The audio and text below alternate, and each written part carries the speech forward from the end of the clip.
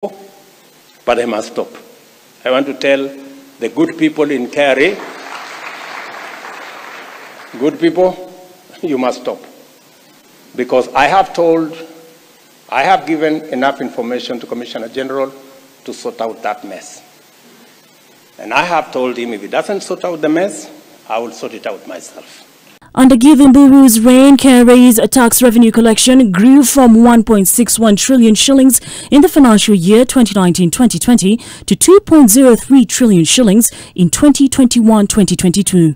It was the first time Kenya's tax revenue collections breached the 2 trillion shillings mark. So far, in the current financial year 2022-2023, tax revenue collection has hit 1.11 trillion shillings, which is 53.3% of the targeted full financial year amount. It was also under Gideon Buru's reign that KRA rolled out the new generation excise stamps in December 2021, in line with the provisions of the Accessible Goods Management System regulations of 2017. Currently, excise taxes collect an average of 105.4 billion shillings annually. Gideon Buru's last major assignment was to transition KRA from the electronic tax register to the tax invoice management system, with the sunset date for the transition having been November 30th, 2022. KRA now expects to increase value-added tax collections by at least 30% following the transition. Another casualty of the shake-up at the Kenya Revenue Authority is the immediate former Commissioner for Customs, Lilian Nyawanda, whose post has now been taken by David Mwangi in acting capacity. The new leadership at KRA now faces the daunting task of realizing the ambitious 3 trillion shillings target in the current financial year. And opposition legislators have come out strongly to criticize the Auditor General Nancy Gathungu for her sentiments during a recent event where she said that proceeds of corruption should be reinvested back into the country in order to make it easier to trace the roots, and as opposed to stashing the money in offshore accounts. Led by Senate County Public Accounts Committee Chairperson and Homa Bay Senator Moses Kajwang, the leader said it was reckless for the Auditor General to regularize corruption. Every Kenyan must be concerned when the watchdog declares that it is okay for hyenas to steal as long as a piece of steak is shared with the owner. Whereas we still believe that the OAG remains a honest public servant and a committed watchdog, it is baffling why she would throw in the towel and give a visa to corrupt hyenas at this time when Kenyans are suffering major economic crisis. Away from that, Raila Odinga's tenure as the African Union Special Representative on Infrastructure has come to an end, with many speculating on whether a move by the AU to relieve him of his duties was politically motivated due to his squabbles with the leadership in Nairobi. On his part, the ODM leader has thanked the AU for that opportunity, while stating that he had expressed interest to step down in order to deal with other pressing issues. NTV's Leila Mohammed reports. Months after the infamous handshake at the steps of Harambee House in Nairobi, ODM leader Raila Odinga landed a continental job in the Addis Ababa-based African Union to tackle the issue of growing Africa's capacity to move with the developed world in terms of infrastructure. Diplomacy pundits have called that announcement in 2018 on how they saw it, citing much more than his leadership abilities as the reason for his new role at the AU then. During that time, you can understand the contextual happenings during that time. So the appointment as the AU Special Envoy for Infrastructure was largely seen as a political appointment, but we saw towards the end a little bit of work continued to be done by the ex-premier of the Republic of Kenya. 5 years down the line, his sudden exit from the continental duties has also raised eyebrows in diplomatic circles, who also read politics, especially at the national level, as one of the major reasons for that exit. It is too early to tell, but from the look of today's developments, actually we could say it could have been a result of these squabbles between these two erstwhile enemies, if you may call them that. In his letter to Raila Odinga, Musa Faki thanks him for his duty to the continent, while expressing that the continent would ask him again to take up another duty in the future. Ruto mwenyewe anajua. AU notes that while Raila's role has been invaluable, the transformation of NEPAD has been completed, with the body set to undertake full mandate to implement continental agenda on infrastructure. The major role of the NEPAD actually is to look at new partnerships for development aimed at spurring the Africa's economy, and infrastructure was one of them. While thanking the AU for his tenure in office, Raila has also noted that while the contribution he made to the transformation of NEPAD was huge, many challenges still remain in the continent. Raila states that he had expressed a desire to step down and focus on other matters, and that his duty at the African Union was strained by his lack of availability to do his job. You look at it more from the domestic angle, where you see Raila's eyes are more inclined towards what is happening domestically and not at the continental level. He steps down at a moment where his political ally Uhuru Kenyatta has picked up more continental duties, at the moment taking care of matters in Nigeria. Leila Mohammed, NTV. And the United States First Lady Jill Biden is expected to land in the country this afternoon for a 3-day visit. The trip is geared at strengthening America's partnership with Kenya. Foreign affairs experts say Kenya now needs robust bilateral agreements with the U.S. and to set up a system where it can significantly benefit from the U.S. Friday visit to Kenya will be Jill Biden's third visit to Kenya and the first as the First Lady of the United States of America. During the visit, Jill Biden is expected to meet Kenya's First Lady Rachel Ruto on Sunday, focusing on women economic empowerment projects. Defense and foreign policy expert Professor Noah Midamba says the visit is significant because Kenya needs to have a powerful relationship with the US, both militarily and economically, for it to develop into the future. The US is still the preeminent power in the world when you compare military power around.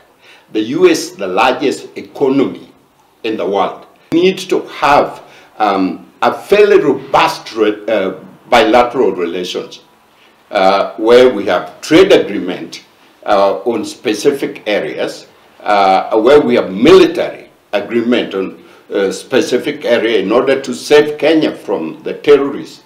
Relationship with Ethiopia will significantly benefit Kenya. Relationship with DRC, Congo, will significantly benefit Kenya. And then we have to fight Al-Shabaab. We have to fight both Somalia, government of Somalia and ourselves have to fight Al-Shabaab. We need support. We need critical support from the US in particularly in order to help us to manage that. Ever since President William Ruto was sworn in, he has held several meetings with top US officials and has already even visited Washington, D.C.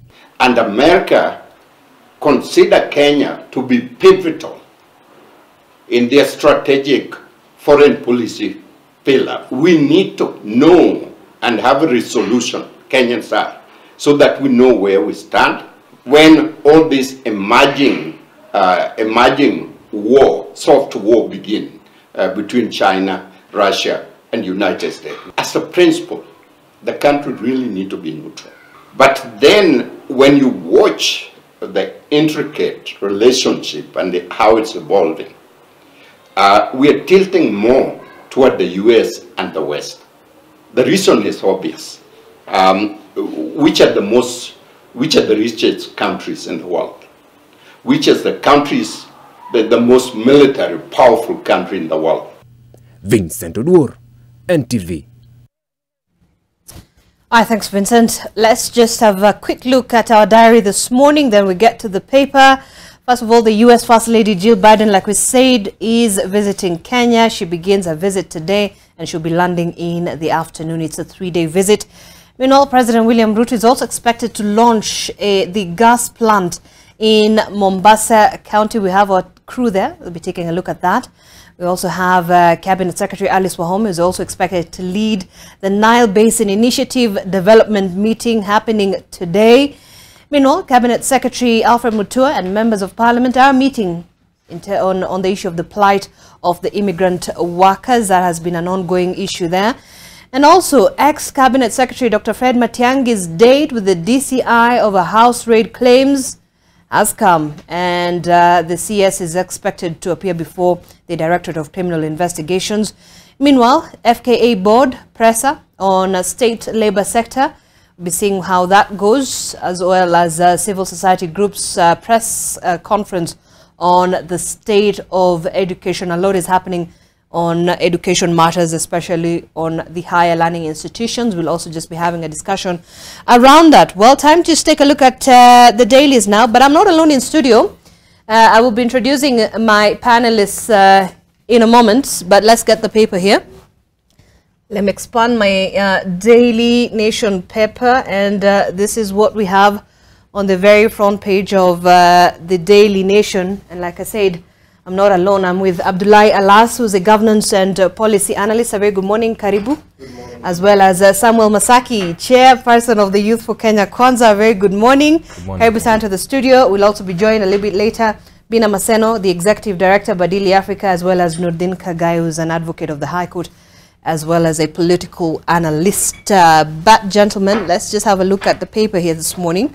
Why Raila lost AU job, quit or pushed out? Well, a cloud of controversy yesterday swirled around the circumstances of Azimio leader Raila Odinga's exit as the African Union Commission's envoy for infrastructure development in Africa. Did he quit, as he says, or was he pushed out, as alleged by diplomatic and Kenyan government sources? That is on pages 4 and 5 of the Daily Nation. Let me begin with you, Abdullahi. I don't know what you make of this. Was it a bit shocking for you, foreseen? So there are sentiments that this was politically motivated. I don't know what you read from this. Well, I think, good morning to the viewers. This can be taken in different ways. And if you look at it from shuttle diplomacy, you will say that you will agree with those who say that Kenyan government had a hand in it, making sure, because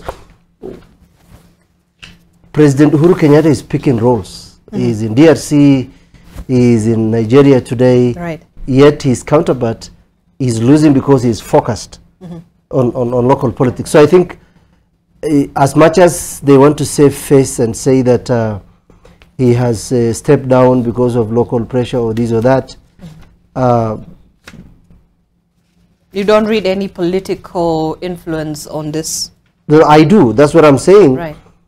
Even if such things happen, they normally happen behind the scene. These are through either embassies. It's not on face value. It is not. It is not. Believe you me, anyone who does government work, government works in a very mysterious ways, and through either friends or through other, structures. So politically, you will say yes, because why will he say, I'm going to step down to tell us that the president, Raila Odinga, is coming back to do protest? I mean, protest is his right. He can come and Well, he did say that he had actually requested to step down from this job because he had other pressing matters, and there are a number of issues there. But let me hear from Samuel. I want to get your initial thoughts on this matter. Of course, there's a lot of controversy surrounding this move by Raila Odinga. What do you make of it? First, good morning to all our viewers. I think this thing has been taken out of context, but I think the AU has its own structure on how it works. And that's why they've made it clear that it was NEPAD has actually taken over some of these functions that Mr. Raila was doing. So I do not read any political malice or maybe push by a political system to throw him out of that docket. They made the statement was very clear that the agency that was there, NEPAD, has taken over the functions of Mr. Raila. So for him to come out and say that he had already written a request to the AU that to be given an opportunity to relieve his duties and do other things, I think is a little bit disingenuous and is not honest to Kenyans. I think the structure of AU allows its operation outside there's no pressure maybe from the political apparatus to have anyone pushed.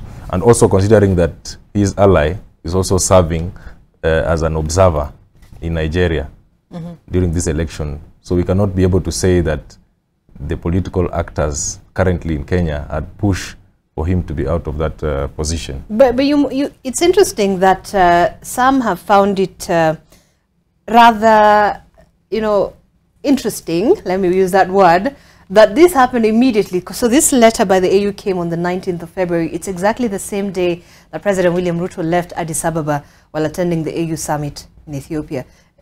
There's nothing, you still don't find anything, awkward. There's nothing awkward about that. I think the system has its own way of, AU has its own structure on how it works. So they cannot be pushed, or they cannot be pushed by any government to have anyone out of that position. So it is just within their mandate in terms of operationalization of their functions. And they have been given the opportunity to handle the functions that were being handled by the former premier. Yes. Okay. Abdullah, you want to yeah, I'm saying, I want to remind my brother that AU is a political organ where state are members of that political outfit. So when the AU itself, its standard is that they do not like people who do not support the democratic processes of African countries, and lack of stability leads to a lot of conflict, then Raila said he does not recognize Ruto in this country. Right. So how does that augur well with African Union, where it is trying to package itself that an organ that is going to support, very contemporary democratic processes in Africa, yet there is a person of a very high caliber like Raila Odinga saying in a country that just came out of election that is going through a transition with all its myriad of problems that he does not recognize, the president. Then that asks the question of legitimacy of this government. So I think my brother is very shy from the truth. Maybe he's a Kenya Kwanza guy, and he is the chairperson of the youth league. So youth league for he's Kenya trying to Kwanza. push it aside, but that's how he reads it. Well, joining us in studio as well, Bina Maseno, Executive Director, Badili Africa. Very good morning. Karibu sana to AM Live, and Nurdin Kagaya, Advocate of the High Court, political analyst. A very good morning. Good morning. Look, we were winding up on this, but I'd like to get your initial thoughts on the story why Raila lost AU job. So very quickly, Bina, do you read any political, dynamics around this development yesterday? I think not necessarily. I'd like to agree with the previous comments actually made by both of them in terms of the current structure. And also, it's so easy to also blame the current government for any of the issues that are currently taking place. But I'm pretty sure also the AU has given a statement explaining what has happened and that has led to the decision that they've made. Nurdin? Well, in life, you have to understand that politics plays a big part in everything that we do. So, as my brother rightfully said, he doesn't recognize the government of the day, and this government is obviously recognized by AU. And you see the job that he has, obviously, it's more or less like the former president. The peace job that he does, it was given by AU, but they also asked the president of the host country that he comes from, the consultation. So obviously, there are issues between him and the current president, and that in a way affects his way of working with AU. All right. But we saw from his statement, he said he's happy that he has been released. He has things he has to sort out first. Once he's ready, he'll tell them and he'll go back. So really? if you look at his statement. All right. You wanted to add something, Samuel, then we move on? I think we have to stop this norm of everything happens, you have to blame the government. That you're losing a job, you blame the government. Your wife runs away, you're blaming the government. So I think the issue that we're addressing here, they have made a statement, the AU has made a statement that they have just in terms of the operationalization of their functions, that have been taken over by NEPAD. So it's important that we respect that decision and not be able to throw the blame to the government of the day, that it is through that the government has been able to maybe push the AU to have the termination of the work of the former premier. All right. Yes. Let's move forward. I think there's still going to be a lot to discuss around this issue, especially in the next coming days. KRA boss Mburu and top officials exit and shake up. We're going to get that. Starts on page 6 of the Daily Nation. All right, let me move my paper to the middle of this screen so that you can see it properly. All right. Life in prison for police officer who killed lover. That's the second page of the Daily Nation. You can have a look at that by Shaban Makoha. Starving Kajiado parents seek free lunch in schools. Quite a devastating situation. This is caused by, of course, the drought situation that has affected different parts of the country, Kajiado County included. You can see parents there lining up together with students in schools, dozens of starving parents in that area trying to just get something from school. This is from the free lunch program that is in primary schools. Most of the parents and the elderly have been left vulnerable after losing their livestock to the ongoing drought, and it has now become a trend for the parents to walk to school during lunch hours and queue with learners for a meal to tame the hunger pangs. In the Maasai community, the livestock belongs to the man, but with the increasing source of income gone, more men are also starving, which is why the number of men, especially the elderly, are also going to schools for food is also higher than that of women. Abdullah, so this is another situation we're still monitoring. Yesterday we had a conversation on the drought situation, and it only gets worse because there's a prediction done by IGAD. They released their report yesterday and they said, look, for 6th season, we're going to receive very low rainfall. So that really affects farmers across the country, and especially now, those who are already vulnerable in the country. So this is interesting. You have parents, you know, queuing up with the students. Not a very good situation. Yeah, I think it's even not just the farmers, but also people who are herders in more than 23 counties in the north. I come from a county where people are going to look for water in Ethiopia and Somalia. Right. That is Mandera County. What does that tell us? I mean, there has been poor planning from the government side, because even if we have the little rains, like in northern region, there is no much harvest of rainwater. Okay, if you look at places like California, where even if there is no rain for like 3-4 years consecutive, when it rains, they harvest all the water, and that can be used for 3 or 4 consecutive years. So what is happening in the country is the poor planning of when it rains.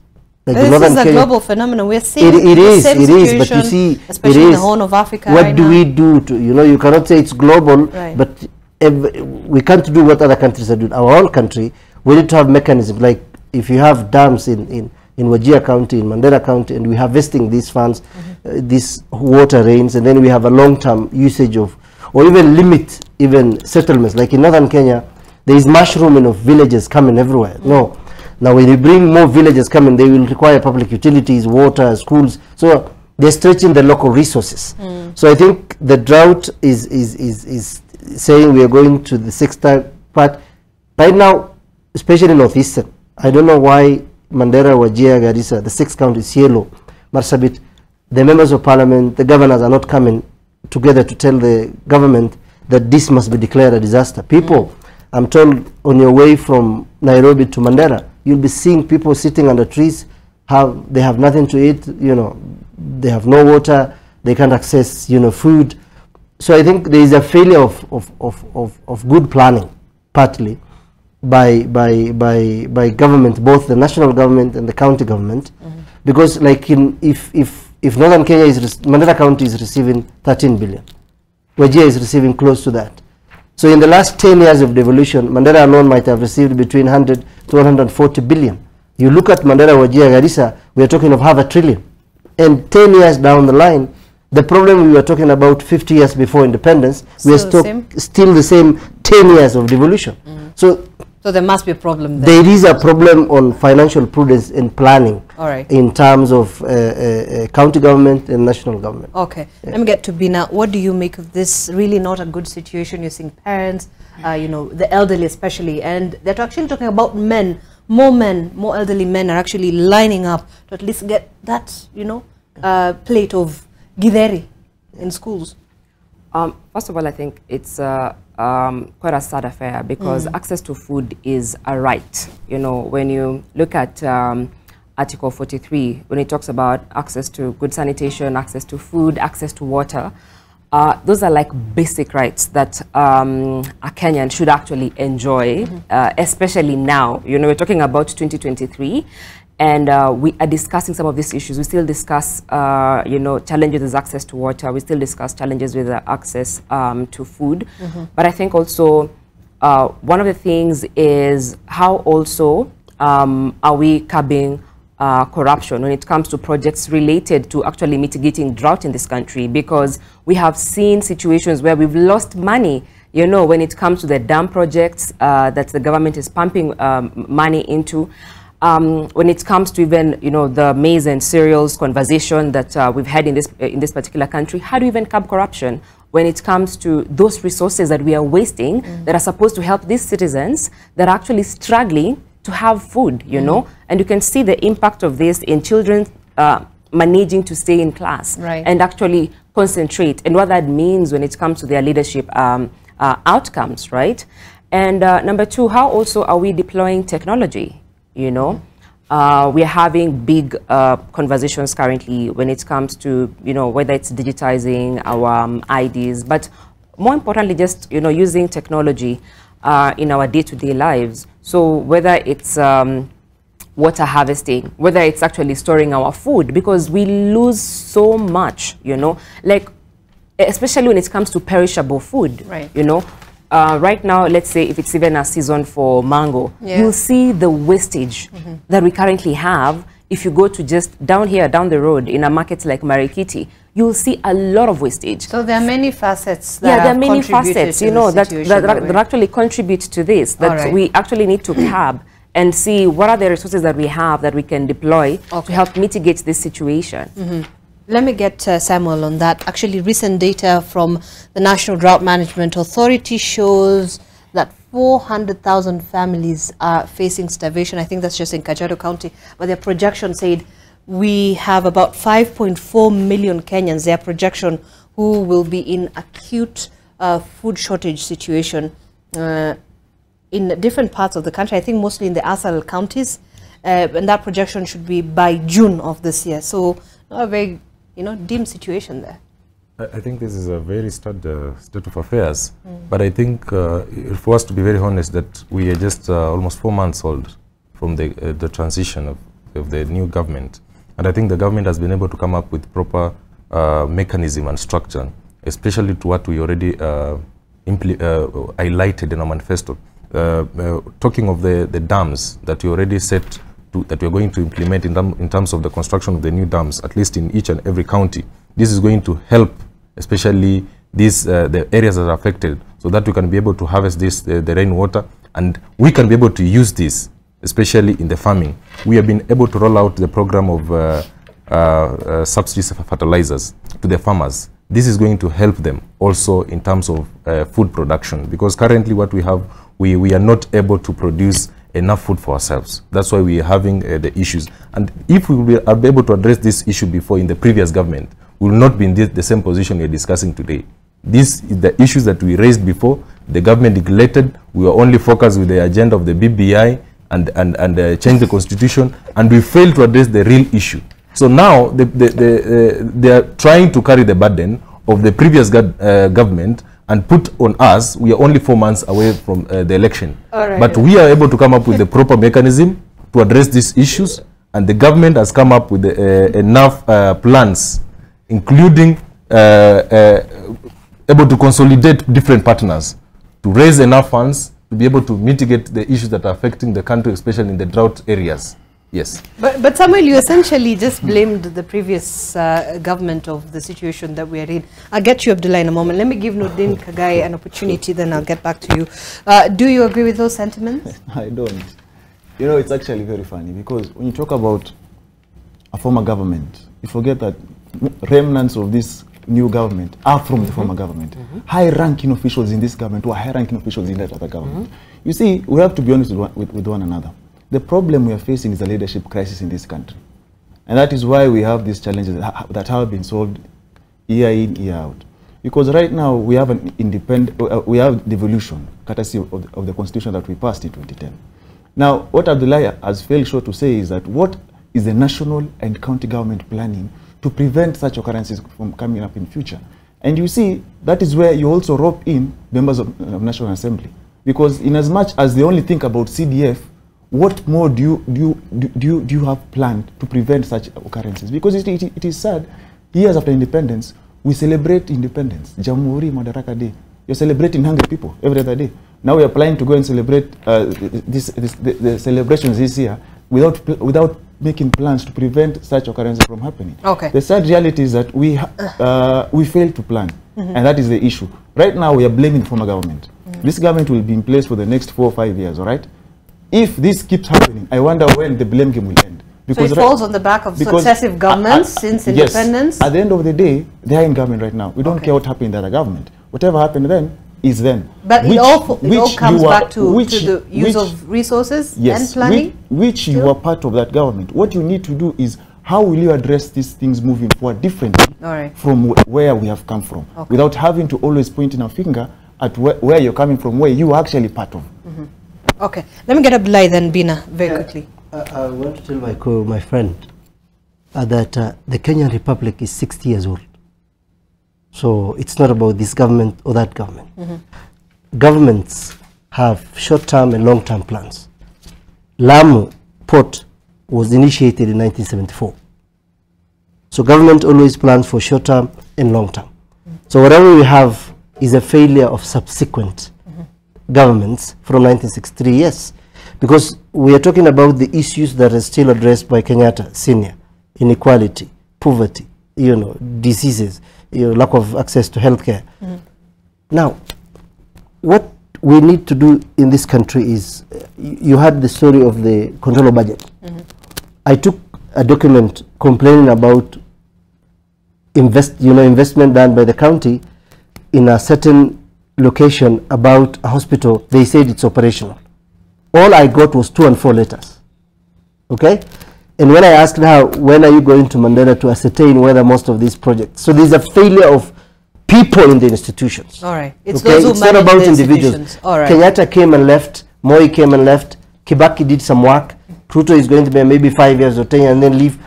The subsequent failure is lack of political ethos in the country, where financial prudence is not seen as a measure to advance the interests of Kenyans, but a clique of Kenyans are getting richer. Because I said in other forums, 4 Kenyans in this country are richer than 22 million Kenyans. And 99% of the resources are controlled by 8,000, less than 9,000 people in this country. So what are we saying? The government is always, whether he talks about the Kibaki government or the Kenyatta, it's always controlled by a clique of people who are interested in just amassing wealth. Look at the cabinet Ruto has. Look, and you're preempting somewhere we'll go to. So let me just hold on to that. Bina, just very quickly as well, then we'll take a break and come back. No, I think real quick, we also have to look at how political transitions affect the current project, because you find that, let's say if he's the governor and he doesn't get to be re-elected, then the incoming governor will come in with his own plans and perhaps not continue with the projects that he's put in place. So shelving also, shelving other plans. So we also have to look at how the transitions affect the projects that someone has already put or dedicated resources to. And also some of the projects even in counties that are not working, because during the governor's debate in different counties, I would listen to different governors tearing each other apart, even in terms of when you're trying to map out where to put dams. Did you consider the fact that there's even no water here, and even if you dig that dam, it's not going to be sustainable? So you can imagine,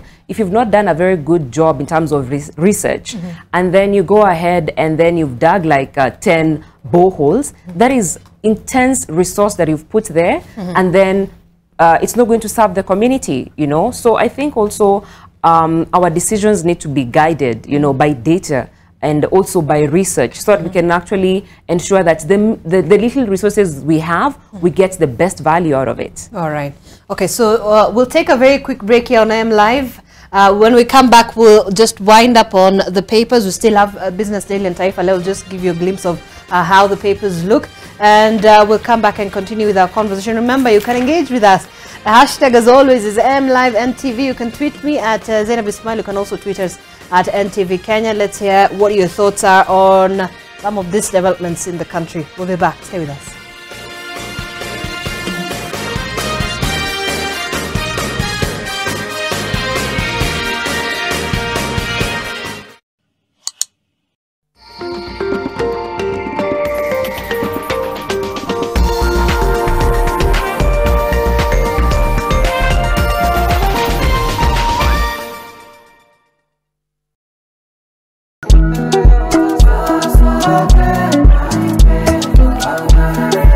This week, get ready for the sass, the shade, and all the drama. The cast of The Real Housewives of Nairobi will be on the trend. We run this city, period. Sarakasi dancers will take the stage. And with the growth of content creation, this Friday we get to expand our knowledge on intellectual property.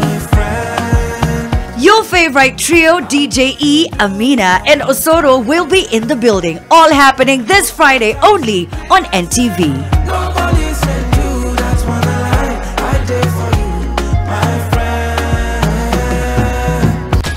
The Trend in association with Glovo. With Glovo, you have the city in your hands. Unatamani chakula different? Order Glovo ujaribu restaurant mpya. Unataka drinks zaidi? Order Glovo ushangilie timu yako. Download the app and order anything you want.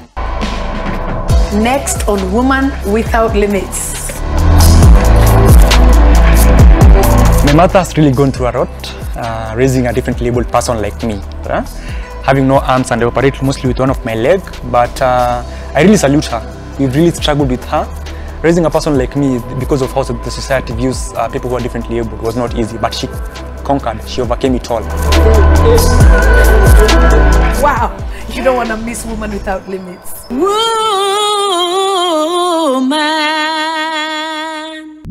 Equity PayPal withdrawal service is now available on Equity mobile app and Equity online. To link your PayPal account, download the Equity mobile app from Play Store or App Store or log on to Equity online on equityonline.equitygroupholdings.com to get started.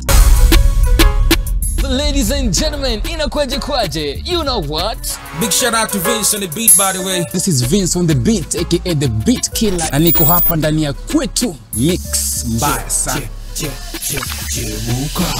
Monday to Friday, nikikuletea some of the major hits out of Africa, your favorite artists and celebrities kwenye exclusive interviews. Fame is nothing, it is what you do with the fame that counts. Without forgetting various DJs ambao unawapenda. What's good, everybody? I go by the name of Toffaz, aka Mr. 5 Star. Catch my mixes live on Kwetu Mix 5 to 6 weekdays only on NTV. When hit happens, cool down with an ice cold Sprite. Kwetu Mix in association with Sprite.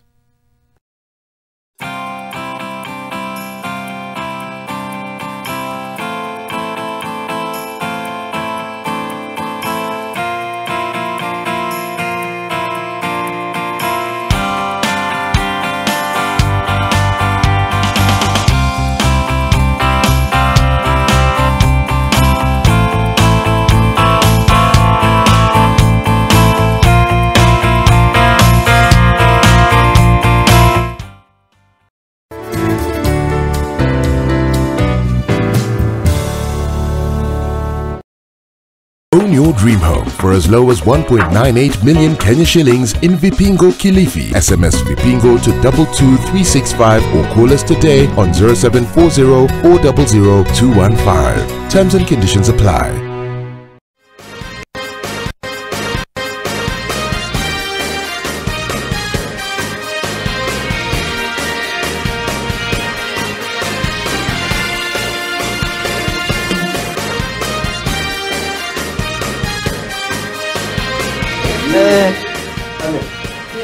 All right, and thank you for staying with us. You're watching AM Live on NTV.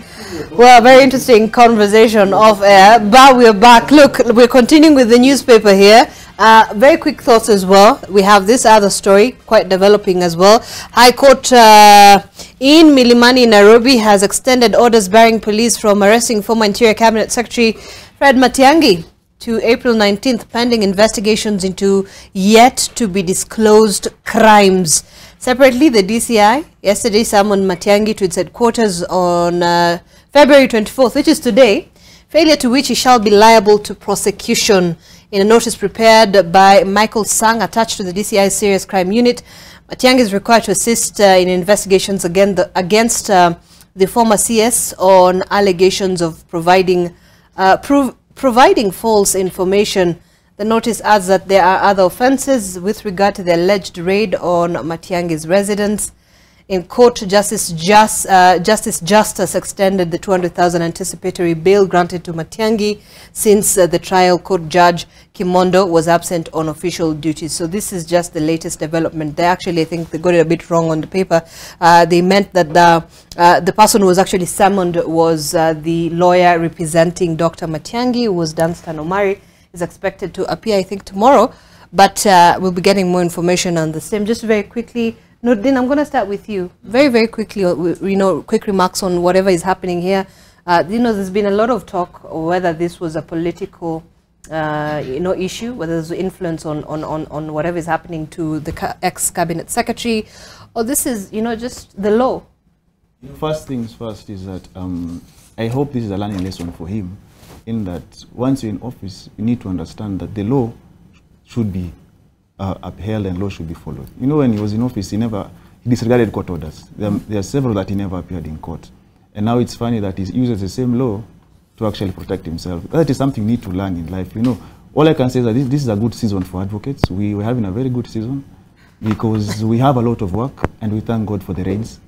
The sad reality is that now he's protecting himself from any future arrests, but we're waiting to see whatever the DCI and later DPP will come up with, because we hear there are charges that are being investigated before they're actually brought to court. We wait to see that. As for Danstan Omari, the LSK Nairobi branch, which I'm a member, has expressed itself in that we're saying that we really don't want to see advocates being intimidated, for example. And we don't want to go back to the dark days where advocates would walk looking behind their shoulders or to see if someone is after them. For those who would be... But isn't it important, Yes. in terms of providing information that is certainly needed by the investigators to come to the bottom of this issue, which quite rattled the entire country? Yeah, that is okay. That's what I'm saying. That has to be done. If there's any foul play, the law will deal with that. But if there is none, then we don't want a situation where advocates feel like there is a gun on their head or a knife on their back. Because at the end of the day, if you rejoice that, once there are no advocates, who will present you in court? That's a sad reality. So we have to follow the law.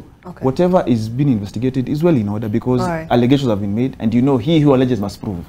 All right? So if they are able to prove that there are people who came to his house and wanted to actually raid it, then that's in order. If they can't, then that brings another problem. So we wait. I don't want to comment so much on it, but we wait to see whatever the DCI and ODPP will come up with.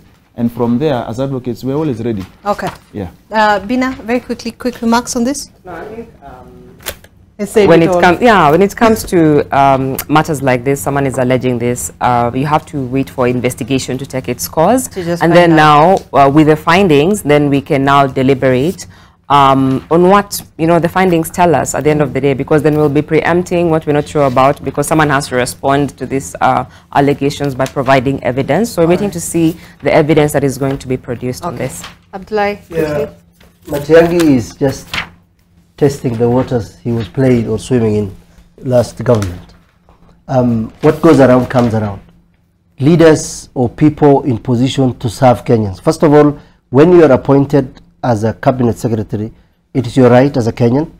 You have been selected to serve Kenyans. The taxpayer is the one who employed you. So every decision you want to take, regardless of whether you're working under Kenyatta or Kibaki or Moi, you work for Kenyans and there is a tenure for your office. So how you act in that office will, look at Maraga. There are people in this country who have left offices. When you see them, you will stop for them and then greet them and say thank you for your service. There are those when you see them, you scoff at them and So he was hard-headed cabinet secretary during Uhuru. He went to parliament, saying that there is something we invented in Kenya called anticipatory bail. He was demonizing it. Today he has run to court to get the same anticipatory bail to escape arrest, and as a cabinet secretary. So I think it's a learning lesson for even those who are serving under this government, from the president to the deputy to all the cabinet secretaries, because the president, I think, has only immunity when he's in office. When they go out, even today, Uhuru can be sued. So you say power is transient? It is, but people must know you work for Kenyans. All right. The people paying you are the taxpayers. These are only people who power was contributed to them or given to them through elections, and then they appointed you. You work under them. You don't work for them. All right. Samuel, very quickly. I think there's nothing special about Matiang'i being summoned by DCI. This is something that the DCI has made it clear. Yes, isn't that quite something? No, there's nothing, because for him, I think the DCI had made it very clear. For them to provide information that is not clear, and the lawyer to preside over the affairs, that there was a raid and there was nothing like that, I think the law is going to take its course. And one thing that we should be able to understand, that Matiang'i presided over a system that was full of impunity. I can say it clearly, because there were so many court orders that were disregarded during his tenure. Okay, these things, we told them that one day the government will hold you accountable for your action. And we are also insisting that once you are given a position in power, once you are given a position to serve it within the law.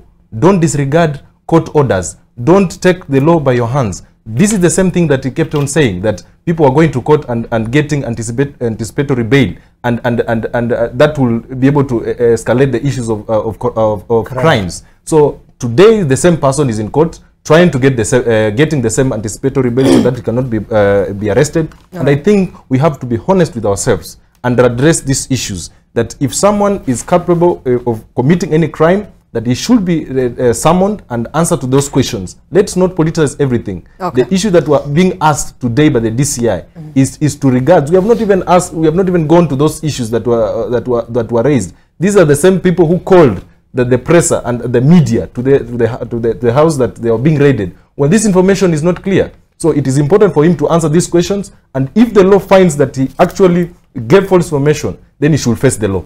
And we'll just continue following up on the development to see how that pans out. Meanwhile, Mburu exits KRA in major shake-up. That's the Kenya Revenue Authority Commissioner General James Ngithi, who was left the agency after more than 3 years at the helm in a major shake-up that has also affected some heads of departments. KRA Board Chair Anthony Mwaura yesterday in a statement said Mburu had resigned due to personal interests. Mburu was appointed KRA Commissioner General in 2019, July, for a 3-year term. His term was extended by the then National Treasury Cabinet Secretary Ukur Yatani for further 2 years and was actually slated to end in June of next year.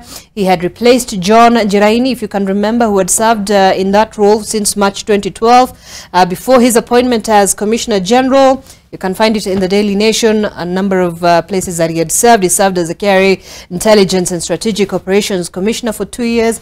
And all those things, and so many things has been said about this, development as well. So you have, the person at the very helm, at the core of the Kenya Revenue Authority leaving, and this is after that shake-up we saw yesterday by the government. Mburu leaves before the end of his tenure. I'll begin with you, Nordin. So very interesting, because again, you have a lot of people in at least from the other side of the political divide, saying, look, this is certainly, again, the government's political influence and, government's political, ways in which they've managed to remove Ngithi. I'll start by saying, an appeaser is one who feeds a crocodile, hoping that it will eat him last. That is Winston Churchill. What do I say by that? We have to be honest with one another. This is another Kinoti resignation. There is nothing to hide or nothing to lie with one another here. Because at the end of the day, the government needs to, it's taking care of those who are seen to be close to the government that has gone home. So it wants its own people there. And that is a sad reality. Is it sad? But because let me ask you this. So he served when he was appointed by the former regime, that's former President Uhuru Kenyatta. And of course, you have a new regime in place. Perhaps they would see it fit to have a person they would trust at the helm of this. They see him as the one who actually was part and parcel of the state capture, one who was actually sent after friends and those who are close to the current president. Matters carry issues. So there is no way they will work with him. So he has to go home. They need someone who will be able, it will be easier for them to work with. They see him as tainted. That is the issue. Towards them, and more so to the associates and those who are closer to the president of the day. Because his friends were targeted by KRA, as they say, were targeted by Matiang'i and Ital. So they feel that that has to be sorted out, and they have sorted it out. The same way they have been doing in any other resignations that you have been seeing. Yeah. Abdullahi, let me hear from you. So in the paper that says the KRA shake-up comes months after President William Ruto, who was then the deputy president in March last year, promised to free the Ethics and Anti-Corruption Commission, KRA and DCI from what he termed as state capture if elected. And that is suddenly coming to pass. Well, there is rights and there is reality in Kenyan politics. So some of these positions are influenced either through a political decision or even through the public service. So mine is to look at KRA as an institution that is supposed to make sure that we have collected tax so that Kenyans can at least increase their domestic, collection, so that the borrowing will be very little, both domestically and internationally, so that we fund. Remember, during Kenyatta government, rather Kibaki government, we were funding our budgets, and we had surplus by the end of his tenure. So KRA, if it is now, well, I'm sure this guy has worked for some times in life, so if other Kenyans are given opportunity to serve, it's okay. I mean, everything is politics, because including the constitutional process was a political process. So we will not, if you say, I am not going to participate in politics, there is what you call the political illiterate. That everything we do in life, including how prices are determined, it's a political decision. So what is important for us as a country right now is that we have said, yes, this regime, not this government, Kenyan government has been there. This regime is August to 6 months, 4 months now, it's still in transition, yes. We need them to make sure that tax is collected, and when it's collected, Mutunga told us the banditry economy is when 30% of the budget is stolen at Treasury, Parliament, and the Executive. So if you can save that, and I want the current regime, who my young man here is part of as a youth leader, to talk about corruption. The biggest headache we have in this country is public theft. Through contracts, through government projects, and through even KRA. So we need tax collected. Replacing one Kenya with another, I mean, he has served his term, others will serve, another regime will come. But now we need a country where taxes are collected and then prudently. It has to be looked at in a systemic way, on a structural manner. Bina, let me get your thoughts on the same, and not just look at individuals who are in that position, but try and fix how the system works. Do you agree? I think we are still going to see a lot of shakeups, in different ministries and departments. And for me, I'd be keen on whether it's, yes, KRA, about us just considering appointing people with merit. Because I know that even if you look at our other previous governments, there's the thing about rewarding people who contributed to your ascendancy, to power, And sometimes you find that we may not even consider merit when it comes to that, because, I mean, you can see even the whole debate right now about the people who've, been even shortlisted for the CAS positions. Majority of them, are really people who contributed to President Ruto's campaign. Because at the end of the day, I think from where I stand, I am, people and citizens are just tired of the politicking that is going on, and we're not even discussing issues, Right now, we are still discussing what happened in August 2022. But is that really what Kenyans want to hear every other day? Is that really even what the hustler wants to hear every other day? When we are struggling with the cost of living, when we are struggling with, with food issues, Ali Aron actually said that even when it comes to political transitions, we lose 9 trillion, 9 trillion. If you look at between Kibaki's government and Uhuru's government, the projects that were abandoned by the, politicians who came on board after elections, 9 trillion is what was lost, right? So even as I'm looking at this particular government, and it's both sides, by the way, So I think for me, even when it comes to these shakeups, is at the core of it, are we really keen about service to the common citizen who is yearning to see things work? All right. And you've just preempted. I would have wanted to get, your thoughts as well on that issue of the CSs. But Samuel, let's just wind up on the paper and your remarks on this and some of the things that have been said. I think there are other more qualified Kenyans who still can serve in that position where Mburu was. So there's nothing political about it.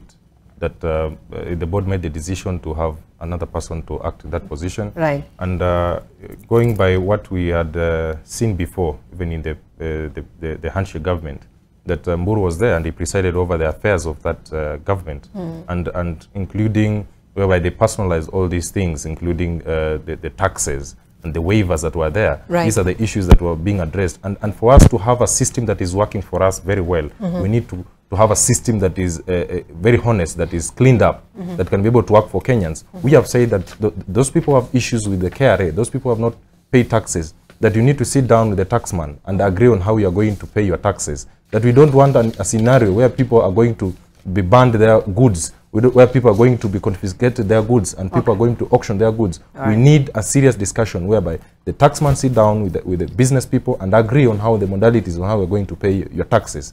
And for us to see the changes that we are in, we need to have people who have the capacity to serve in those positions. We have more serious and more qualified people also in the KRA who can be able to serve in that position. Okay. Yes. All right. So look, we're not going to discuss much more in the papers, but a couple of other stories still in the Daily Nation.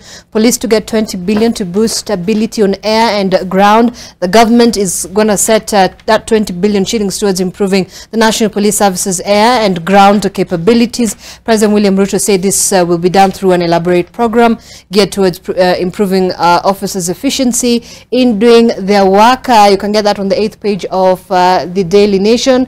Just moving forward here, also very interesting. This is something that continues to raise a huge debate in the country. Calls to raise fees in public universities are riddled with debt.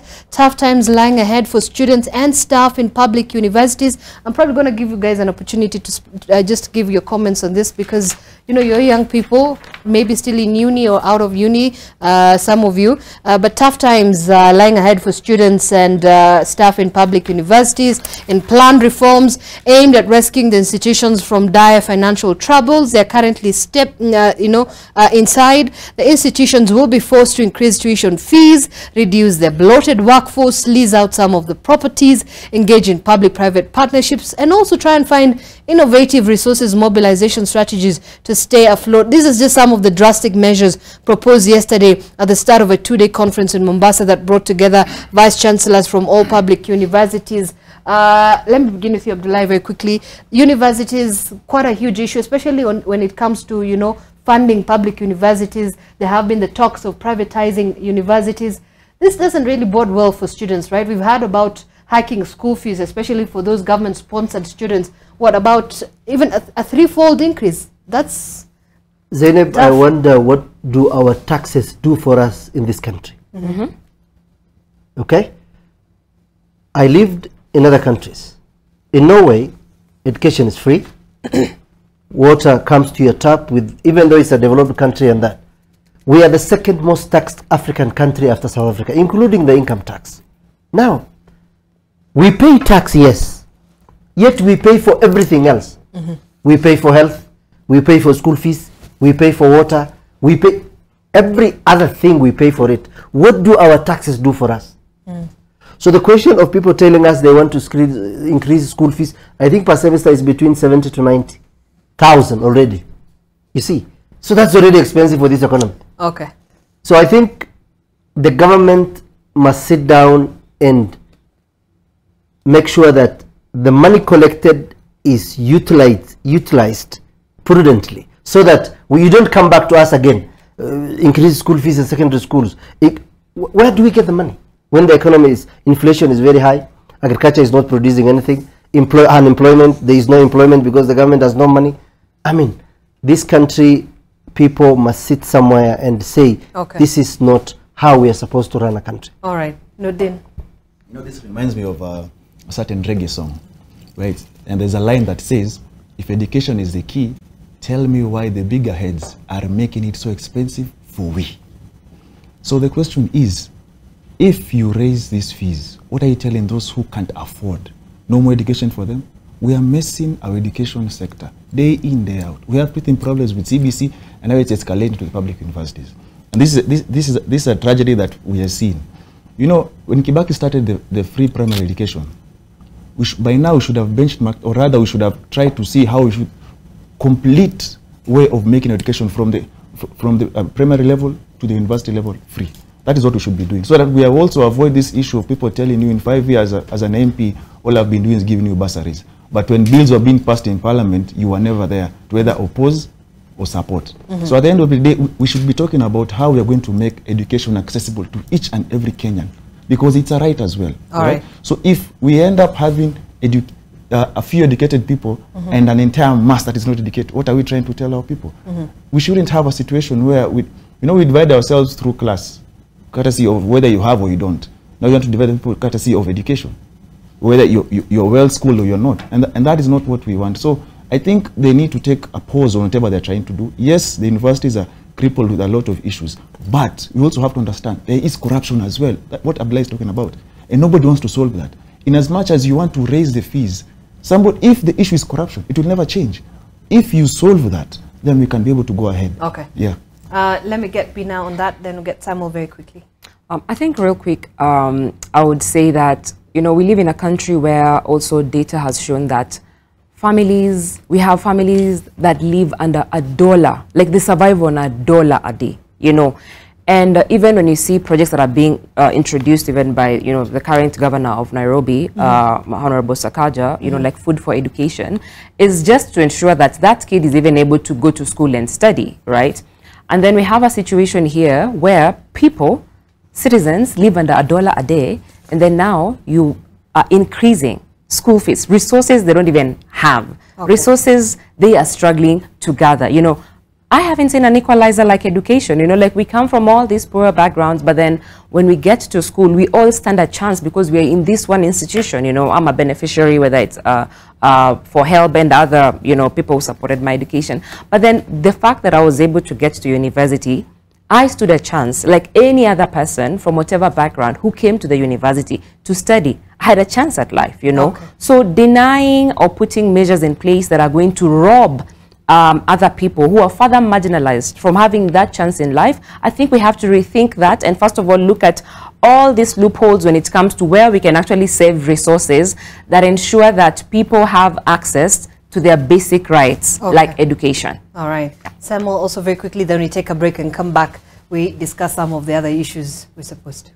I think the government have been able to come out clearly and say that we are encouraging a lot of the private partnerships with the universities so that we can be able to sort out this issue of the high wage bill in these universities. But is that the solution?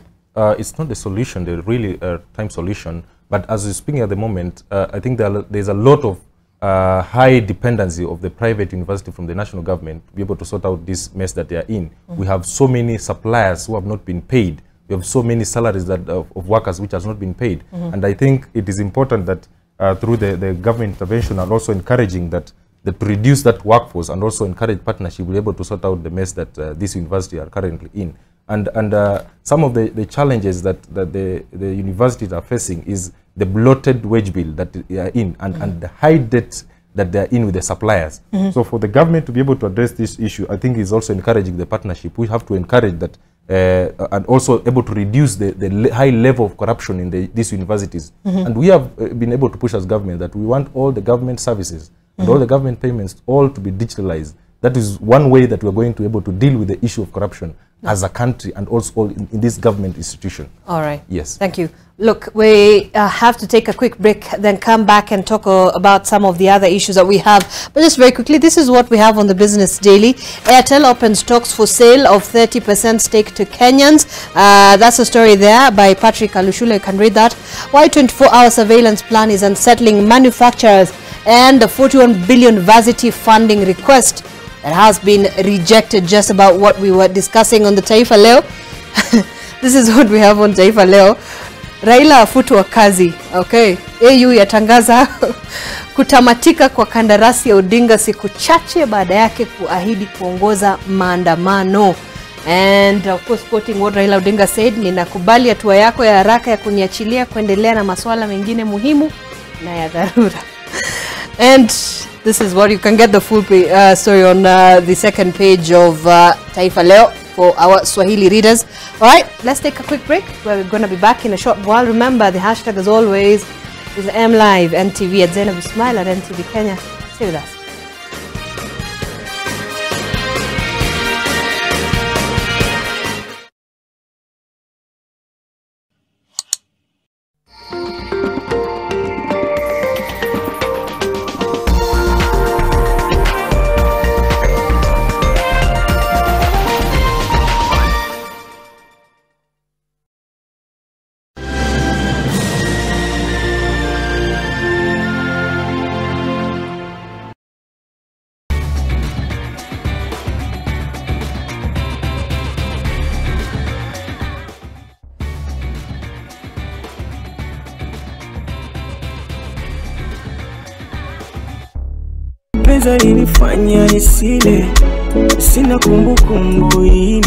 The weekend is finally upon us, and this Saturday we're going to be bringing the house down. I'll be a fool to go back to my ex-boyfriend. Jidanganye! Pala studioni tutakuwa na one of the baddest MCs, MC Gogo. Wewe na akili zako timamu. Alafu pia tutakuwa na the very sensational Teardrops. The Rich also cry, but so far ni sonko moja nimesikia kipiga nduru. And in studio, guys, we are gonna be having Rungai Dance Academy. She want to test my kakara. Not forgetting, kama kawaida, music policy will be courtesy of DJ Rick Mo, the Afro King. Teen Republic, in association with Fanta. What's over? Busy biters, get down to snack business. When snacking is under attack, we'll be there to fight back. How can we ensure education systems in Kenya adopt hybrid learning effectively and ensure its longevity and resilience? It's not enough to just deploy an EdTech solution. There needs to be a lot of support given so that that solution can be incorporated into the daily lives of parents, of the learners. We need some intervention whereby we as teachers, we get observed as we use the models. Before we actually get internet connectivity and these devices to people, can we make use of what we currently have? Join us in shaping this discussion on the future of education as we think through how we can mainstream hybrid learning in Kenya on Monday, 27th of February at 6 p.m. East African Time on NTV. Buda, kama uko na kakitu, maganji, usikuwe mgamu sana kwa mpenzio. Time to time, mfanyie surprise. Mpeleke salon atengenezwe kanywele hivi, mchukulie kasimu kazuri, peleka yeye dina kwa hoteli kapoa, akaange tu amefurahi. Utajionea mafuriko ya upendo. Right. To get mafuriko za upendo by Vuma, dial *812*804#. Skiza na Nation.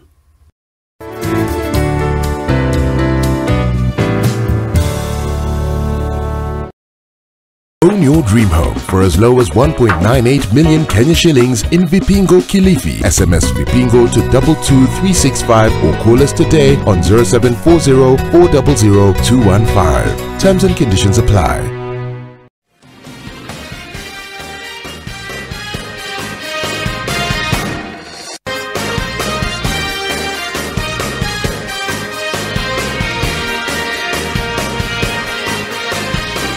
All right, welcome back. You're watching AM Live on NTV. It's just about 20 minutes past 7 a.m. Let's have a look at this story, then get to our conversation this morning. Now, President William Ruto hit out at Azimio leader Raila Odinga, terming his calls for an audit of the IBC service as hypocritical. President Ruto has maintained that Raila lost the election fairly and should desist from taking Kenyans for a ride. The president was speaking in Kanyonyo, that's in Kitui rural constituency, yesterday during the opening of the Border Police Hospital. Sydney Chazima has more. Just a day after Azimio leader Raila Odinga gave the Kenya Kwanza administration a 14-day ultimatum to resolve a number of issues, among them the audit of the IEBC service, President Ruto has come to the defense of the IEBC, insisting that servers were open from the start to the end of the August 2022 electioneering period. When the IEBC was tallying results at Bomas, the servers were open. It is also true that when the matters went for validation in court, the servers were open. It is also true that when the court made a determination of the last general election, the servers were open. Odinga, who has recently claimed that he obtained the services of hackers who did quote-unquote ethical hacking of the IEBC servers, now wants an audit of the servers to be conducted. Electoral deceit must end.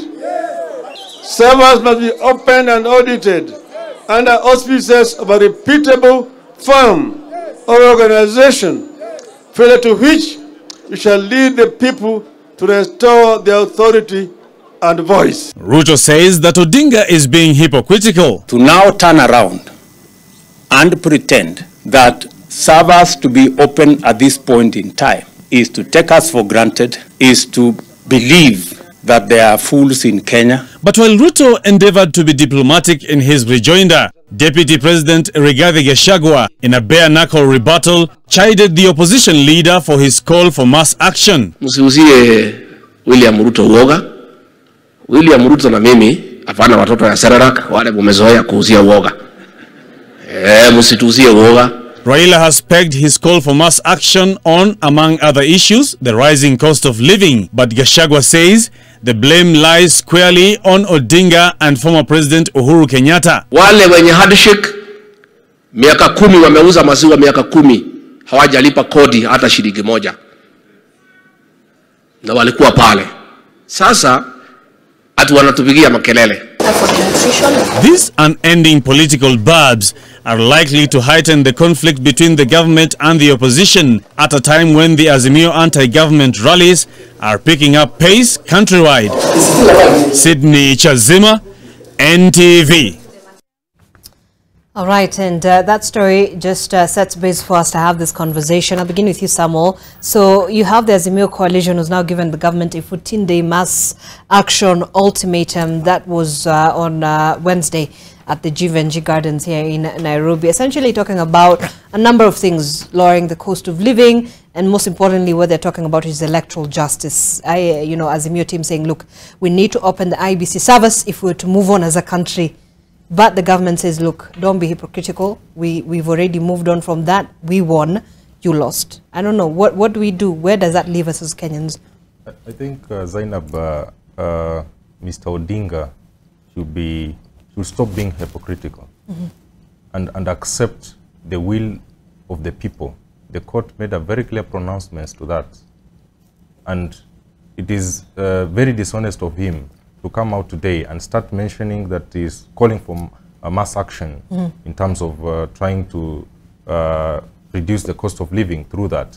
But we know very well that even during the handshake government, this is the same tactics that he used when he met the former president, and he had a sit down with him, and it was only on his personal interest.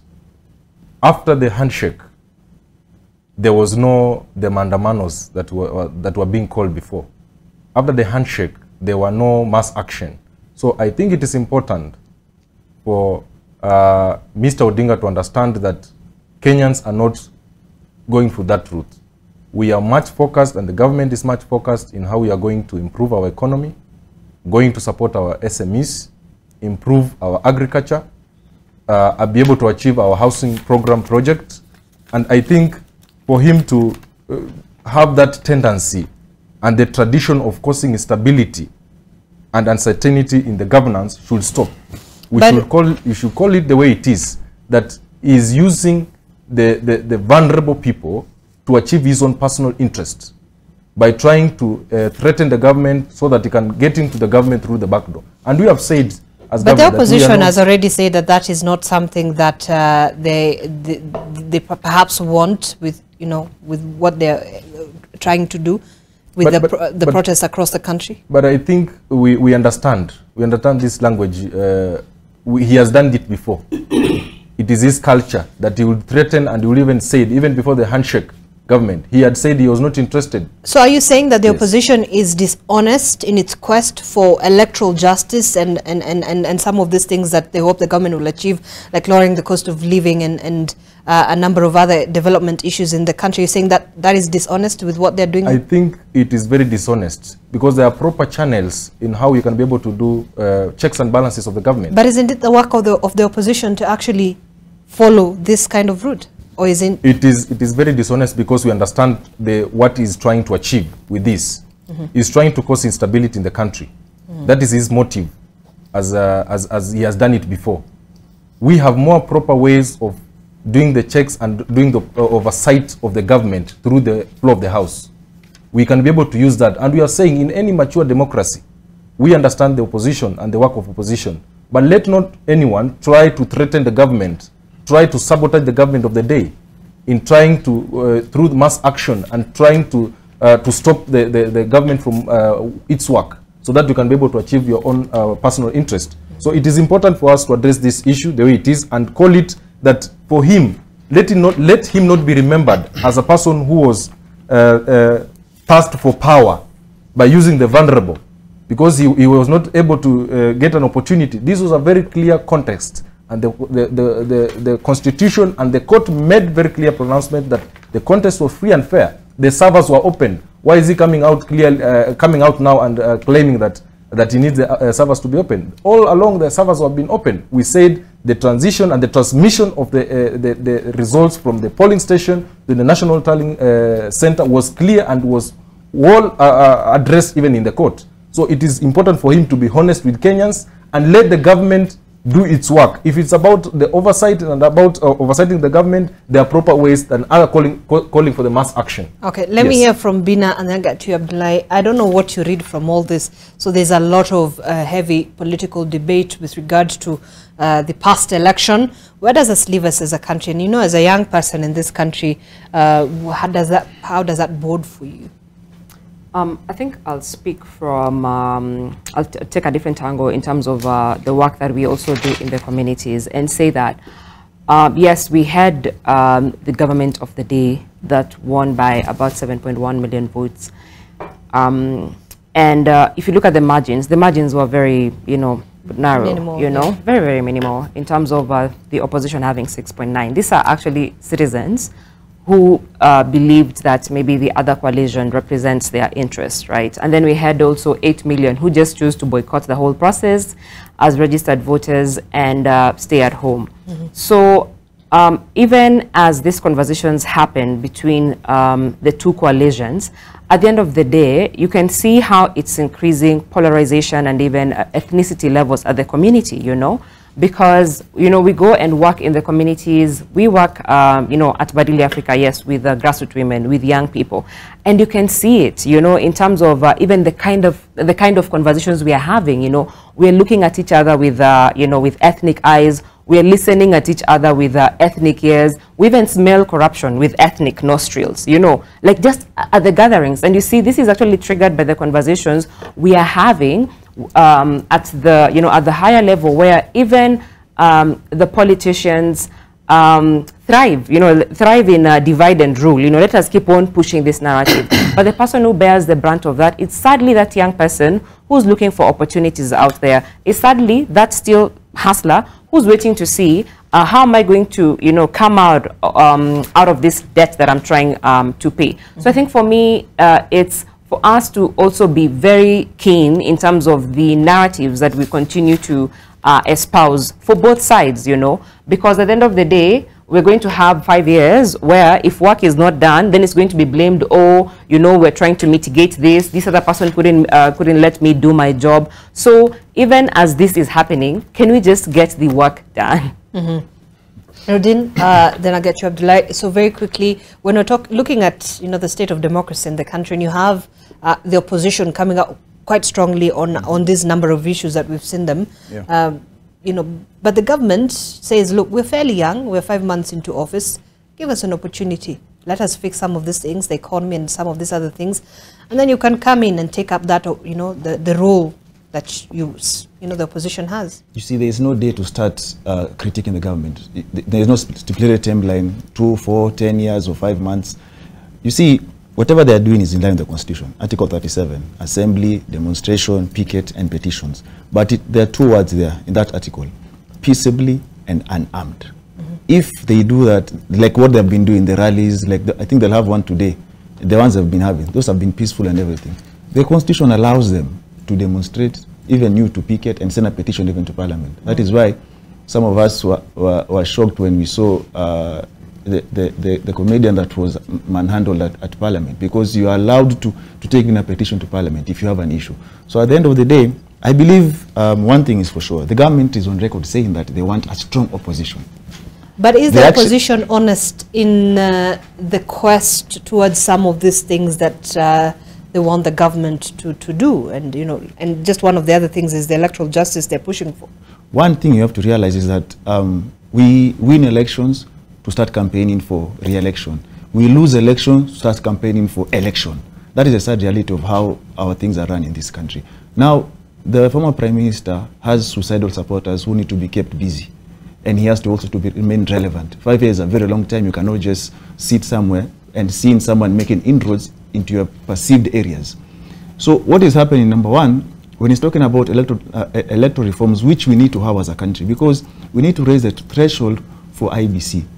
Matters integrity, because the next commissioner that will come into office, so we stop having these issues of every time results have been announced, someone resigned, someone was either murdered, and another one disappeared, or actually denied the results. So we need to find a holistic way of how we actually work on IBC. Number two, in their rallies, when they talk about things like cost of living, that is well in order.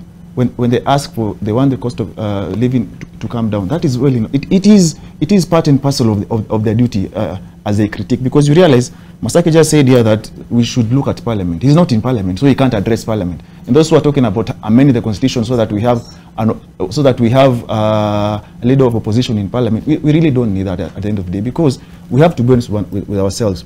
We even don't have a Parliament as of now.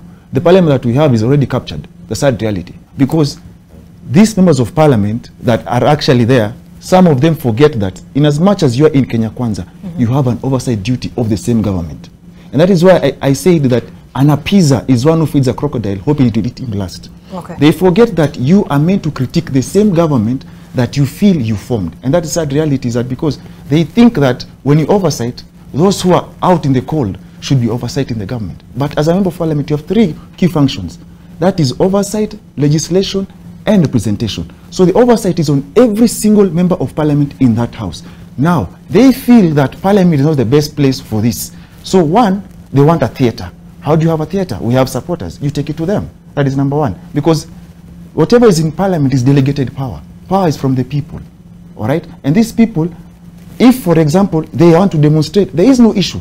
But I believe that, I believe what we should be conversing is the cause honest enough? Because at the end of the day, there will always be a political game behind it. Because someone doesn't do anything without planning on how they're going to gain. Okay. So we have to, in as much as they're talking about the cost of living, if it comes down, it benefits us. But in as much as they do whatever they're doing, which we know there's always going to be a political game somehow, because the issue is how they replace the IBC commissioners. Because you see, the process has started. And we are meant to have the panel of 7 individuals. So they feel that if they do this, maybe they might corner and actually come up to a compromise on how we have the new IBC moving forward. All right. Is it healthy for us, whatever is happening right now? Well, Abdullahi, as my colleague has said, Article 36, 37, coming from the history of this country, what they did right now, they are still within their rights to picket. If Raila wants to picket every day, the government of Kenya must provide security, and the people picketing or protesting must not also destroy or infringe the right of others. Now, when words don't match action, that is called manipulation. When you refuse to be held accountable for the same, it's gaslighting. I will go back to Raila's 2018 March. He was quiet from 18, 19, 20, 21. And he took a handshake, and I wrote about it on the local dailies. When he did the handshake, more than 200 people died. So there is a difference between a man or a politician. I contested for Member of Parliament in 2013 and 2017 in Mandela North. I was not doing it because I loved my people. I was doing it because I thought I had something in me through my experience and learning that some things can be done different. Raila has been having a pursuit of power. How do you ascend to power? So whatever he did is showing that he always wanted to be in power. If that is so, then were you there to go to power to change or bring reforms, or you were there to just become the president? Because if you've lost 6 times or 7 times or 5 times, mass action started in 2007. It was worse. Today we have a new constitution. Now, in democratic regimes, it implies that we have certain set of rules that all both in the decision making we must all adhere to. Raila had the right to go to court. He did, which is an election court, which is the Supreme Court. He argued his case. The court disagreed with him and said it is hot air, goose chase, and there was nothing. We had one of the most competitive elections. Now, what is happening is part of a political theory where people in the opposition will always want to stay relevant. If Raila gets quiet for a month, the same Kenyans will ask, where is Raila? Why is Raila quiet? It's paradoxical. Yeah, it is, because it's not everyone who has the courage to do what Raila does. It is not easy. It is not easy even to contest as a member of parliament. It is not easy to go to throw yourself into that ring. There are wolves in that part of this country, because election in this country is an auction of ethnic outfits coupled with people with money. Okay? Now, what does election does in this country? It has killed the dignity of the voter and the objective of having a vote in a country. When Kenyatta came to government, he did not look at a very prosperous country where citizens are informed. So he made sure Kenyatta Senior, Moi, Kibaki tried a bit, Uhuru never did. Civic education. An empowered society is a society that is informed and made decision on merits. I think my brother here, Wakili, was contesting for a member of parliament. We are both having challenges. Because people go there and then ask you, man, and then you ask them, I have trained myself in life for the last 20, 15 years. There are certain things I need to do. So, protesting is within their rights. Now, rights come with obligations and responsibilities in the same constitution. My rights will end from where yours will start from. So they can picket, they can demonstrate within Nairobi. I don't think it was the most appropriate manner in which Eric Omondi was protesting. But if he chose that style, he was forcing himself. I've petitioned Senate. I've petitioned, we are now write a petition to Parliament. There are ways you handle yourself. So in a very democratic country where people are supposed to be decent, very civilized, very dignified, what we need to do is, Raila betrayed himself when 200 people were killed. The cause he was fighting for is now showing. Hustler was only a slogan. There is nothing like a hustler. Ruto today cannot tell me his daughter is a hustler. He's a dynasty today. Ruto has joined the dynasty. What is the dynasty about? It's about wealth and power. He has both today. So the slogan has died. I am not going to blame the government on saying the cost of living. The cost of living, we must invest in the production sector so that agriculture makes production. Then unga, he was saying yesterday, I don't know whether I'm going to the supermarket after this to check whether unga is 180 because he said it's from 230 then to 180. You have to tell us. Yeah, I will go and tweet it if it's not. Okay. Because this is our work. All right. As a trained journalist, as a civil society, as a lawyer, as the next generation now. You see, what also UDA has done, and I think Ruto had a vision. He came to power when he was young, barely 28, 29, 1997. The people in Sugoi gave him the opportunity to serve. Right now with the UDA outfit, there are Kenyans below 30. There are Kenyans below 20. It is not by mistake. It's building the next generations of Kenyan politicians, policymakers, and ambassadors who are going to be trained in government, who are going to be serving this country for future. But Raila has destroyed himself when 200 people died and he went to seek handshake. He was quiet for 5 years. He lost the election. He is 80. I think he should give us a break and give us someone else from Nyanza, and then other Kenyans can also take the mantle. So you're saying that whatever we are seeing on the ground, whatever the opposition is agitating for, is not coming from an honest point of view, from where you sit? It is a good issue, yes.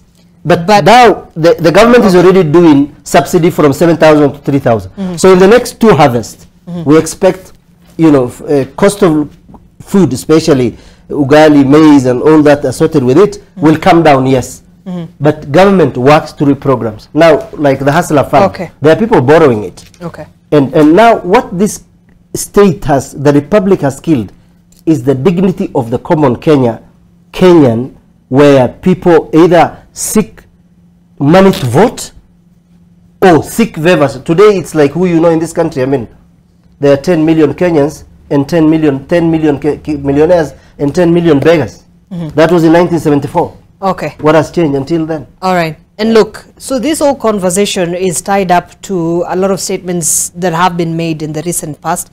Samuel, I want to get your thoughts on this. So the other day, and this is a statement by the Deputy President that actually stirred up a lot of debate in terms of awarding, you know, jobs and, you know, even in terms of development, saying, he says maybe it was misconceived or miscontextualized, that those who supported the Kenya Kwanza government will be at the very front of the line in terms of receiving, you know, awards, you know, top jobs, and then those who came later will fall at the back of the line.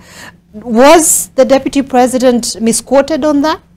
I think that issue has been clearly taken out of context, because I think the government was very clear and the DP was very clear.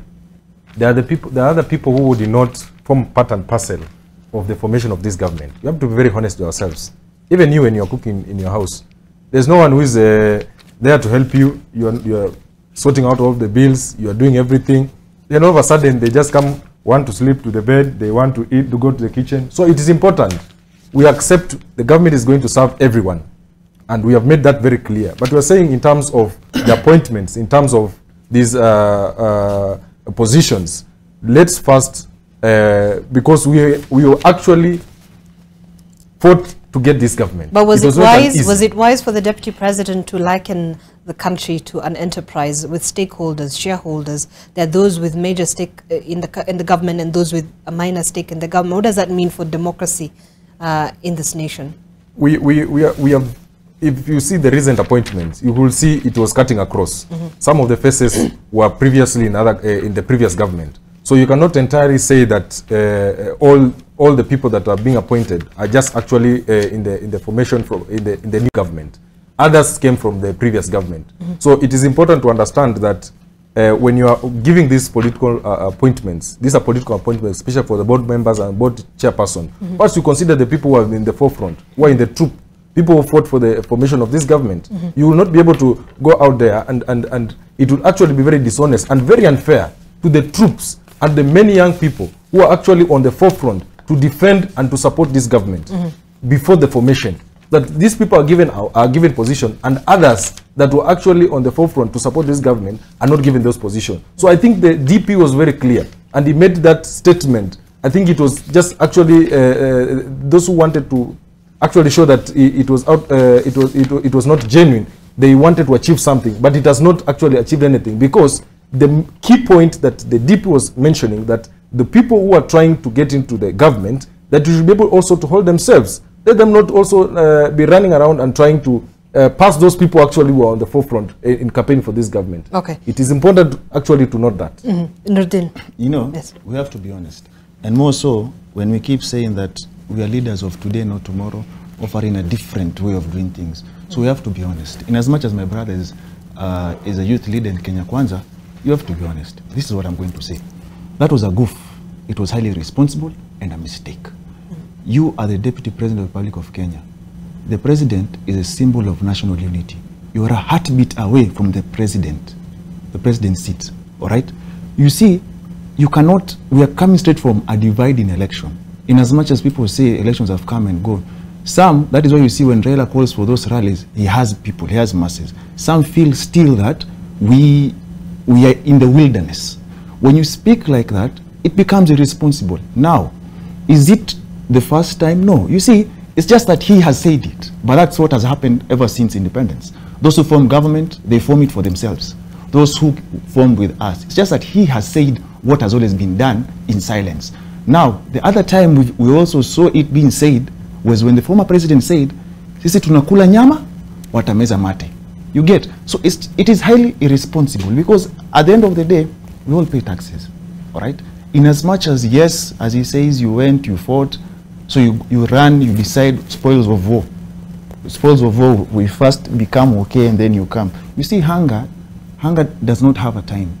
So at the end of the day, we have to ask ourselves, how do we build this country post-elections? Because the president should, you know, when you say he is going to unite the people, I am talking about UDA. You're the deputy president of Kenya, not of UDA at the end of the day.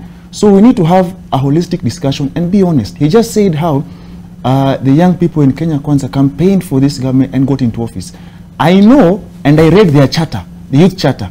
He has to tell us if anything in that charter has been achieved. They were talking about one ministry. He is here. He should tell if they have that one ministry. Right now, we talk about caste positions. In these caste positions, if you ask me, because I've always been against it, because it's not in the constitution, but now the courts have given them a leeway to have the caste. Now, these caste positions are going to be rewards for political rejects, those who sponsored campaigns, and those who are closer to the powers that be. I want him to tell me if at all he thinks any of those young people that were up on tracks, any line up, will get those caste positions. Because if you ask me, now that you have that window for caste, it should be a nurturing window, a mentorship area for the youth, so that they can be able to be taught how things have been done. But at the end of the day, we don't speak truth to power because we want to appease the crocodile. But once it is full, it will turn on you. Let's hear from Bina. You know, you raised the issue of the Chief Administrative Secretary positions, and I was just looking at the list. What, up to 8 former county governors have made the cut, 14 MPs from the 12th Parliament, and quite a conversation around that issue, others saying that the positions should be left for younger people, hustlers. What do you think? Is that a fair charge, Bina? So just a quick reaction. I find it interesting when we actually talk about, you know, the people who supported this government, because I think sometimes we don't call a spade a spade. Let's just say we are rewarding people who gave us money, and this amounts of money, right? Because if you look at even the people who are going to be rewarded, there's always conversation in terms of this is how they contributed, this is how much they contributed, you know. But then what we forget, you know, I work at the grassroots, and many a times, right, we work with especially women political mobilizers.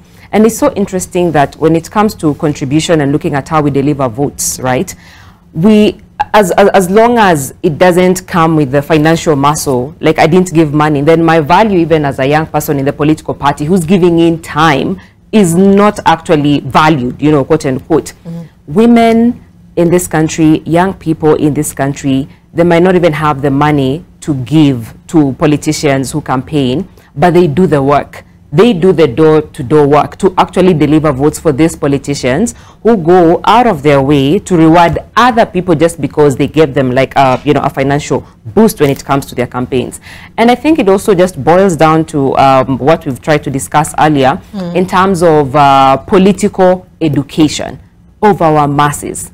For us to also occupy our offices as citizens effectively when it comes to holding this government accountable, even with the statements they make when it comes to valuing a few individuals against majority who actually voted. Because at the end of the day, we're looking at all this number of voters. We had about, what, 16-point-something million voters. That is how, like, you're sent to power. You must garner in enough votes. But to minimize all that to just a few individuals because of their financial muscles.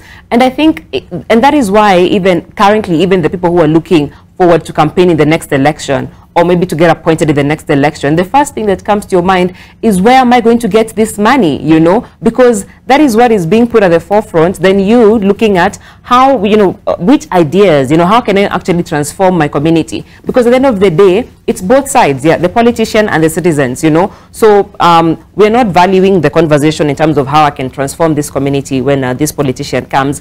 And then on the other side is nipatie yangu tumalizane sai. So I think there's room for us improving on the quality of political education and not just waiting and doing it, you know, in the last year, hoping that guys are going to make a sound decision, but also valuing that voter who comes out to actually believe in your leadership and you delivering the services and the promises that you made when you're on a campaign trail. Right. Look, we're almost out of time. We have about 3 minutes, so I'm just going to give each one of you just really a short time as we wind up. I want to get your final remarks, but also remember at the core of this conversation is the issue of the constitution of the IEBC. Remember, Azimio already said, maybe you can tell us, Nordin, Azimio says they're not going to be part of it, of that selection panel, and this is quite another debate. So I'm going to begin with you, Abdullah, as you make your final remarks. How do we move forward as a country in terms of resolving some of these issues from, you know, the issue of, you know, forget about, you know, the government jobs right now, but we're looking at the opposition's role in terms of trying to, you know, agitate for some of these things. We don't know whether they're honest or dishonest at this point, but this is a big issue that we as Kenyans need to get. Well, I think first of all, the deputy president is an honest man who utters reckless statement in a very uncharted. No, he's very honest. All right. Okay? I will take you back to Jomo Kenyatta. The first 4 cabinet secretaries or cabinet ministers were all Kikuyus. Murumbi, Gisheru, Mbiyu Koinange, Njoroge Mungai. And these are like Mbiyu Koinange was born the same year my grandfather was born in 1907. So what I'm telling you is this. There is nothing new about rewarding loyalties. It has been, it's a government practice everywhere in the UK, United States. But now what you're saying is this. At least take 60% or 50% and then give 50% to competent other Kenyans, because, I mean, as my sister has alluded to, 8 million Kenyans did not vote. 6.9 voted for Raila. Okay. That is close to 14 something. And then you won with about 2. You also have the legitimate question. So President Ruto, that's what he's doing. He's going to Nyanza. Because when the deputy president went to Nyanza, he did not speak these statements. He spoke different statements because he knew what has happened to Kenyatta in the 70s and 60s when there was wrath of statements made.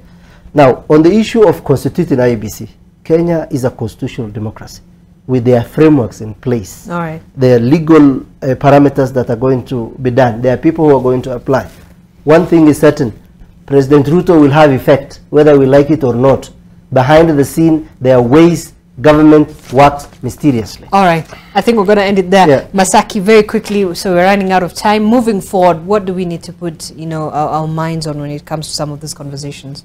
I think we need to be very honest with ourselves, and I think the president has been very clear. And in terms, even after the inauguration, the areas that he visited, the pro-Raila's areas, support base, he actually visited those regions. He has been to Nyanza, he has been to Siaya, he has been to Migori.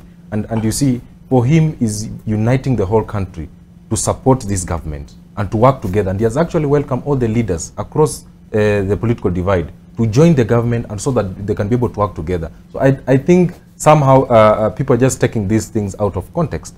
It is not clear, it is not proper for people to come to the show and lie about how the government is trying to achieve all these things. In terms of the position that that have been highlighted before, the cast position, look at that list, you'll see so many young people who have been shortlisted for this position. And we know very well the president means well for the young people of this country. Some of the board appointments that have been done, we have seen so many young people, including the PS that are already currently serving, that have been given, the young people who are serving together in these campaigns, that have been given those positions. So let's be very honest with the conversation. Let's not politicize everything. Let's be honest with ourselves. Okay. Nordin, very quickly, then we get Pina. Yeah, you see, they amended the law, as we all know, as to the composition of the selection panel of 7 people. That's why he's saying, the current president, and that's why the former prime minister says he feels the current president will have an upper hand, because when we talk about the changes in the selection panel.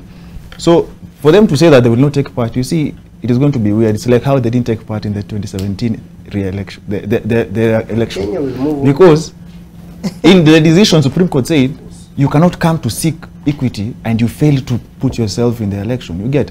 So they have to find another way of how they can take part in this selection of the new commissioners and actually have a say, so that they prevent people who don't have integrity from taking over.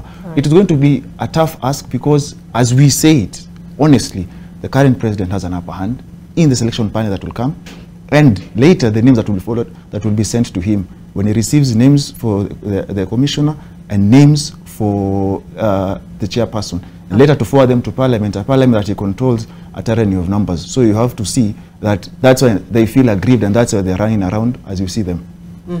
Bina, you have the last word. Yeah, I think I'll just summarize it to say that my final remarks would be that our elected leaders need to understand that we put them there, we elected them and gave them our votes to represent our needs and to fulfill the promises they made to us when they were on their campaign trails. And this is from the presidency to actually the member of county assembly. But what we've been seeing in parliament, the conversations, are not speaking to the high rates of unemployment in this country. They're not speaking to the food insecurity crisis that we have here.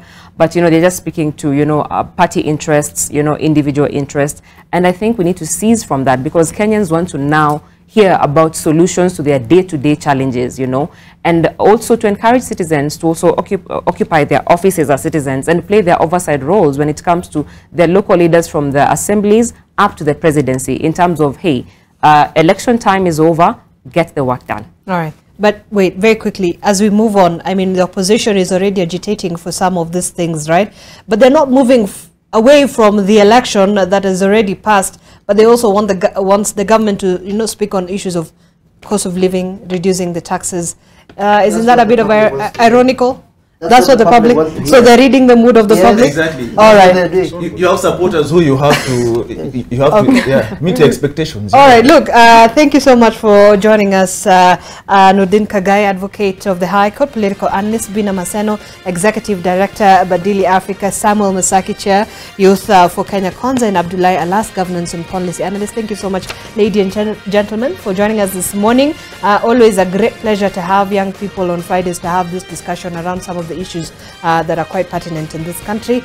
And this is where we wrap it up on AM Live. Thank you once again for joining. I see a lot of comments. We'll be just let's continue with that conversation. The hashtag, as always, is AM Live NTV at NTV Kenya.